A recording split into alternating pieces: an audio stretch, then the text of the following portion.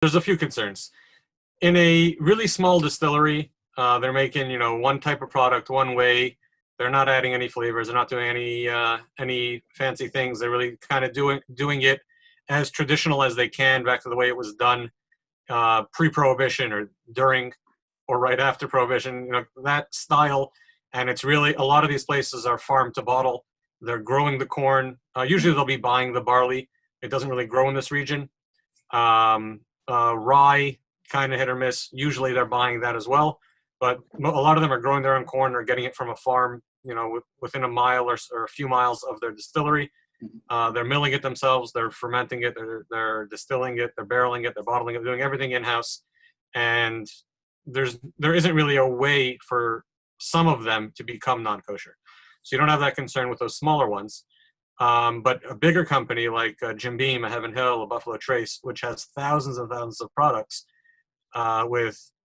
they make cognacs and vodkas and flavored vodkas, flavored whiskeys, wines, all this kind of stuff that has intrinsically non-kosher items in them.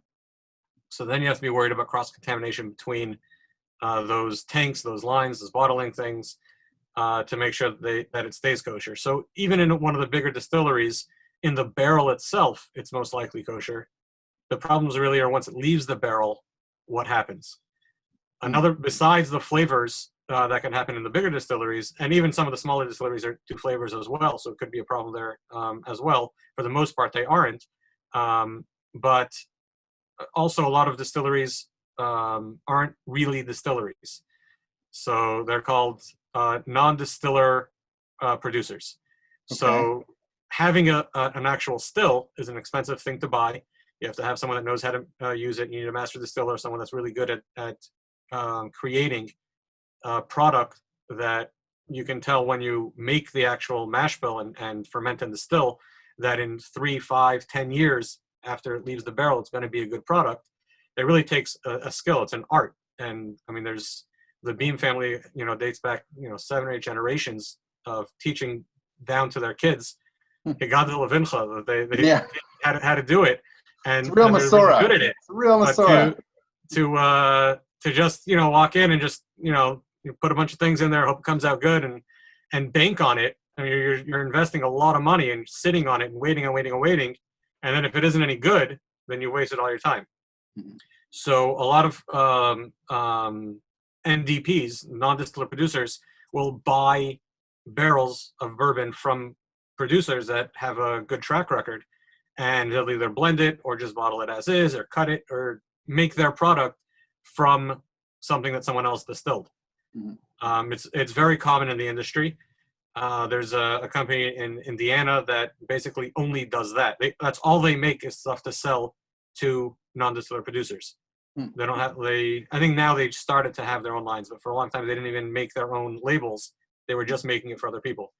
And they're not the only. There's a bunch of them, and you can buy barrels from middlemen or depots, for lack of a better word. And so if you're buying a barrel, so then it's still in the barrel, it should be fine. But if you're buying it from one of these big producers and you get it in one of these 18-wheeler trucks, so is that truck kosher? And then if you don't have a distilling facility, you may not have a bottling facility. So where is it getting bottled? Is that facility kosher? So it's all these end problems. It's not really a problem for the most part in the barrel, but once it leaves the barrel, you have all these kind of questions about transport, flavors, bottling, all come into play really after it leaves the barrel. Another problem is the problem of chametz owned on Pesach, chametz over Pesach, and there's a bunch of distilleries that are owned by Jews. That's like a worse problem for bourbon than Scotch, right? It's more of a widespread problem because there's a lot more bourbon distilleries owned by Jews. Yeah, definitely.